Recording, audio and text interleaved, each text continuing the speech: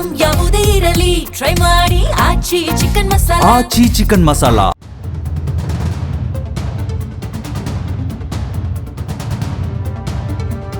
ಬಿರು ಬೇಸಿಗೆಯ ಉರಿ ಬಿಸಿಲಿನಿಂದ ಬೆಂದು ಹೋಗಿದ್ದ ಬೆಂಗಳೂರಿಗೆ ಮುಂಗಾರು ಪೂರ್ವ ಮಳೆ ತಂಪಾಗಿಸಿತು. ಆದರೆ ಏಪ್ರಿಲ್ ತಿಂಗಳಿನಿಂದ ಇದುವರೆಗೆ ಕಂಡು ಕೇಳದ ಅತಿ ಹೆಚ್ಚು ಮಳೆ ಸುರಿದು 10 ಜನರ ಪ್ರಾಣ ಕೂಡ ಹೋಗಿದೆ.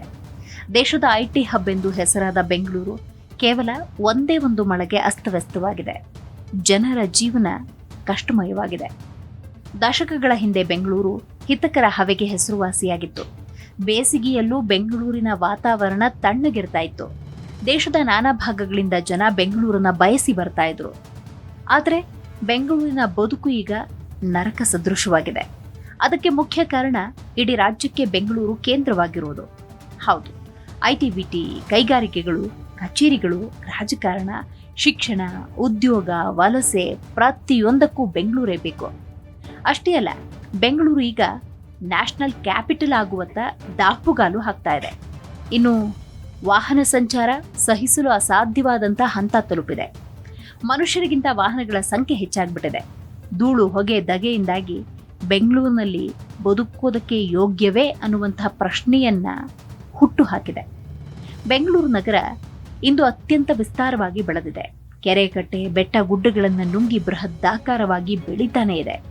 70ರ ದಶಕದಲ್ಲಿದ್ದ ನಗರ ಯೋಜನೆಗಳು ಈಗ ಫೈಲ್ಗಳಿಗಷ್ಟೇ ಸೀಮಿತ. ಹೀಗಿರುವಾಗ ಒಂದೇ ಒಂದು ಬಿರುಮಳೆಗೆ ತಗ್ಗು ಪ್ರದೇಶಗಳು ಕೆರೆಗಳಂತಾಗ್ಬಿಟ್ಟಿತ್ತು. ಒಂದು ಕಾಲದಲ್ಲಿ ಬೆಂಗಳೂರಿನಲ್ಲಿ 1000ಕ್ಕೂ ಹೆಚ್ಚು ಕೆರೆಗಳಿದ್ವು. 60ರ ದಶಕದಲ್ಲಿ ಕೆರೆಗಳ ಸಂಖ್ಯೆ 280ಕ್ಕೆ ಇಳಿಯಿತು. ಇದೀಗ 50 ಕೂಡ ಇಲ್ಲ. ಕೆರೆಗಳಿದ್ದ ಜಾಗವೆಲ್ಲ ಬಡಾವಣೆಗಳಾಗಿ ಮಾರ್ಪಾಡಾಗಿವೆ. ಇಂತಹ ಜನವಸತಿ ಪ್ರದೇಶಗಳು ಮಳೆಗಾಲದಲ್ಲಿ ಪ್ರವಾಹಕ್ಕೆ ಸಿಲುಕಿ ಮರಗಳು, ವಿದ್ಯುತ್ ಕಂಬಗಳು ಮುರಿದು ಬೀಳೋದು, ಹಲವು ಜೀವಗಳನ್ನ ಬಲಿ ಪಡೆಯೋದು ತೀರಾ ಸಾಮಾನ್ಯ ಆಗ್ಬಿಟ್ಟಿದೆ. ಬೆಂಗಳೂರಿನ ಜನ ಮಳೆಗಾಲದಲ್ಲಿ ಏನೆಲ್ಲ ಸಮಸ್ಯೆಗಳನ್ನ ಎದುರಿಸ್ತಾರೋ ಅದಕ್ಕೆಲ್ಲ ಕಾರಣ ಗ್ರೇಟರ್ ಬೆಂಗಳೂರು ಪ್ರಾಧಿಕಾರ ಮತ್ತು ರಾಜ್ಯ ಸರ್ಕಾರ.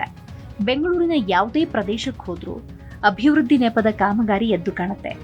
ರಸ್ತೆ ಅಗದಿರೋದು, ಅರ್ಧಂಬರ್ಧ ಕೆಲಸ ಹಾಗೆ ಬಿಟ್ಟಿರುವುದು, ಗುಂಡಿ ಕೆಸರುಗಳಿಂದ ಓಡಾಡೋದಕ್ಕೆ ಕಷ್ಟವಾಗುವುದು ತೀರಾ ಸಾಮಾನ್ಯ.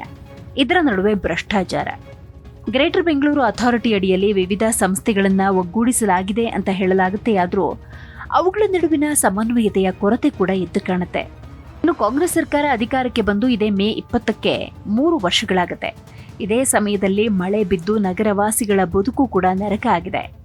ಜಿಬಿಎ ಅಧ್ಯಕ್ಷ ಸಿದ್ದರಾಮಯ್ಯ ಮತ್ತು ಬೆಂಗಳೂರು ನಗರ ಅಭಿವೃದ್ಧಿ ಖಾತೆ ಸಚಿವ ಡಿಕೆ ಶಿವಕುಮಾರ್ ನಡುವೆ ಅಧಿಕಾರ ಹಂಚಿಕೆಯ ರಾಜಕೀಯ ನಾಟಕ ಈಗಲೂ ಚಾಲ್ತಿಯಲ್ಲಿರುವುದರಿಂದಾಗಿ ಬೆಂಗಳೂರು ಅನಾಥವಾಗಿದೆ. ಜಿಬಿಎ ಚುನಾವಣೆ ಆಗಿ 11 ವರ್ಷಗಳಾದರೂ ಜೂನ್ 30ರ ಒಳಗೆ ಚುನಾವಣೆ ಮುಗಿಸಬೇಕು ಅಂತ ಸುಪ್ರೀಂ ಕೋರ್ಟ್ ಸೂಚಿಸಿದ್ರು ಚುನಾವಣೆ ನಡೆಯುವುದೇ ಅನುಮಾನ ಆಗ್ಬಿಟ್ಟಿದೆ. ನಗರದ ದಾವಂತದ ಬದುಕಿಗೆ ಒಗ್ಗಿ ಹೋಗಿರುವ ಜನರಿಗೆ ಶಾಸಕರು, ಸಂಸದರನ್ನ ಹುಡುಕೋದಕ್ಕೆ ಸಮಸ್ಯೆ ಹೇಳಿಕೊಳ್ಳಲು ಸಮಯ ಕೂಡ ಇಲ್ಲ. ಇತ್ತೀಚಿನ ದಿನಗಳಲ್ಲಿ ಆಳುವ ಸರ್ಕಾರದ ವಿರುದ್ಧ ಬೀದಿಗಿಳಿದು ಪ್ರಶ್ನಿಸುವ, ಪ್ರತಿಭಟಿಸುವ ಕಿಚ್ಚು ಕೂಡ ಜನರಲ್ಲಿ ಕಾಣ್ತಾ ಇಲ್ಲ. ಜನ ಕೂಡ ಹೀಗೆ ಹೊಂದಿಕೊಂಡು ಹೋಗುವ ಗುಣವನ್ನ ಅನುಸರಿಸ್ತಾ ಇದ್ದಾರೆ. ಬೆಂಗಳೂರು ನಗರಾಭಿವೃದ್ಧಿ ಖಾತೆ ಸಚಿವ ಡಿಕೆ ಶಿವಕುಮಾರ್ ದೂರದೃಷ್ಟಿಯುಳ್ಳ ವ್ಯಕ್ತಿ, ಪ್ರಭಾವಿ ಸಚಿವ. ಅಂತೆಯೇ ಸ್ಕೈಡೆಕ್, 2ನೇ ವಿಮಾನ ನಿಲ್ದಾಣ, ಸುರಂಗ ರಸ್ತೆ, ಫ್ಲೈಓವರ್, ಮೆಟ್ರೋ ಕುರಿತು ಹಲವು ಬಾರಿ ಪ್ರಸ್ತಾಪ ಮಾಡಿದ್ದಾರೆ.